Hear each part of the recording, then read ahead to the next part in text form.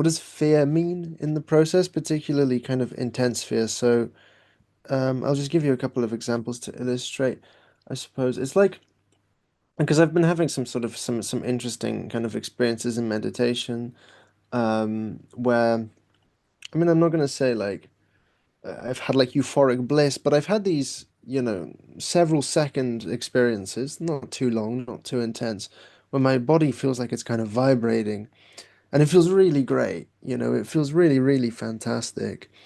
Um, but I've also had a couple of these experiences where, and I can't exactly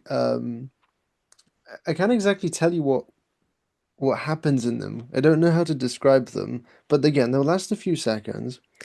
And then after that, like all I remember is the aftermath is like, oh God, like that was so scary, that was so like whatever it was, and I guess sometimes with Kundalini and with this process, like a lot of the time I spend a lot of the time being very excited about things, right? Partly because like my life is kind of like it's all right, but it's not super exciting in itself, right? Like, I spend a lot of time like reading and meditating is kind of like most of what I do. Um, and so most of the time when Kundalini is happening, I'm like, oh, like, yeah, like this is, I'm going somewhere. It feels like some aspect of my life is progressing. But then occasionally I just get these moments, like, okay, that example was a meditation, but sometimes even just like thinking about Kundalini, reflecting on it, you just feel like this almost like catastrophic fear, or like this sense that there is something that's going to happen that like I cannot handle. Like kind of like that feels like it's beyond me. That feels like it would crack my mind open.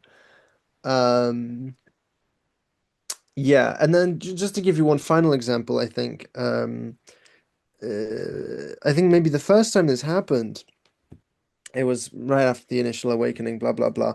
I was in the state between sleep and wakefulness, and it was night, and I had a room next to the street, right? So the street lamp next to my room. I had the curtains over, but they weren't properly drawn, so there's a few kind of specks of light, right? And specks of light started whirling, and I heard this rumbling, and they started to form this horned face of light. And I still maintain that the fear that I felt in that moment is the most intense emotion I've ever felt. Anyway, I did a lot of work interpreting that, and I talked to a priest, and I thought it was a demon initially, but maybe it was an angel. That doesn't matter. The point is, what do these experiences, these moments of really kind of like fear, this kind of feeling of impending doom that you get sometimes, what do they mean and how to approach them and so on. Hmm. Yeah. Yeah. Thank you for sharing it and very clear, and you're not alone there. Few different ideas come to me. I think it's similar to, I mean, there's like many layers to this fear, many ways that we can look at it. It's kind of like the fear that may come when contemplating the vastness of the universe. There's something just like kind of horrifying about how big and spacious and empty it is. That has like a feeling of it, just like the incomprehensible expansiveness of it all. Yeah, It- yeah. it- It's it's like that. Yeah. Yeah.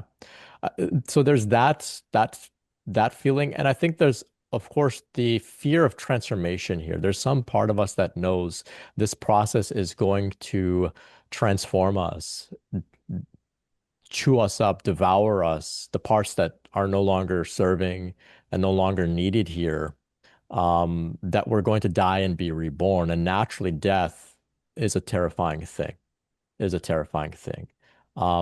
Ultimately, all fear boils down to the fear of non-existence, which is the fear of death.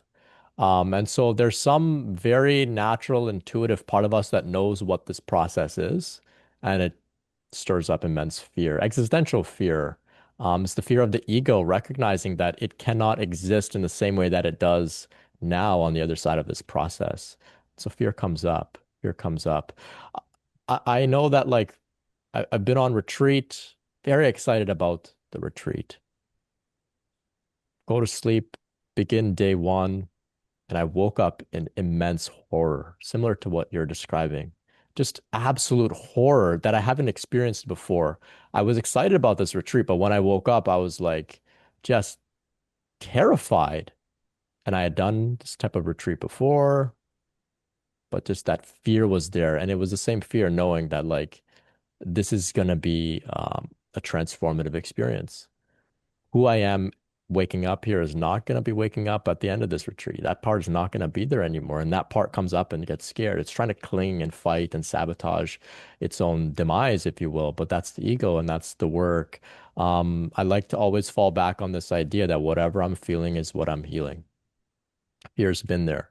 We feel it, it's coming up to be healed and released.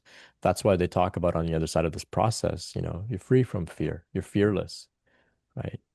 As well, I think it also has an element of lack of trust or faith in the process itself. If you had full trust and full faith, there would be no fear. There would just be like understanding and excitement and let's go for it. But then the parts of us that come up that doubt whether this is actually something positive, beneficial, transformative, actually something orchestrated by a higher power that has, our best interest in mind, et cetera, et cetera. Those parts come up and say, we don't know what's happening here. This is scary. But nonetheless, the fear, from what I've seen in myself and in other people, it's not enough to stop us, not enough to get us to stop exploring or practicing or continuing forward. It's just something that arises. We note it, and yet somehow or the other, maybe not immediately, but somehow or the other, we continue. So totally natural, totally normal. Um, you can even acknowledge the fear and say, yeah, of course you're afraid. Of course, this is a transformation. It's not meant to be um, smooth. Like, yeah, soothe yourself, validate the fear, offer reassurance, and then keep going. Yeah. Is like part of it, I think, is the fear of the pain of transformation, if that makes sense. And I suppose, is it always like, do you think that it's correct in the sense of, do you think that it is always painful? That's the No. last bit. Doesn't have to be. Like we were saying, sharing earlier, some people have very gentle processes, very gentle, gradual processes. Doesn't always have to be painful. Historically, if your journey has had a lot of pain, you may have a bit of a trauma response that like, oh no, I'm going to experience pain again. And that's natural. That's normal. And I experienced that as well. And then one day, the Divine Mother presented herself to me in a very gentle form and said, you don't have to experience such pain anymore. Don't have to associate transformation with pain anymore. Transformation can be gradual, gentle, soft. It doesn't have to be like you're going in a fire. And I said, "Whoa, that's fresh. I didn't know. I didn't know it could be gentle. Thank you for letting me know." She said, "Yeah, yeah. Don't look for that as a sign of transformation anymore." So there are phases where it can get a little bit lighter and easier, and so that can also soothe any parts of us that maybe traumatized not the right word, but maybe a little reluctant to continue practices because last time we continued practices, it got a little intense and painful. So, yeah, it doesn't have to always be that way. Thank you. Yeah. No, thank you, Axel. Thank you.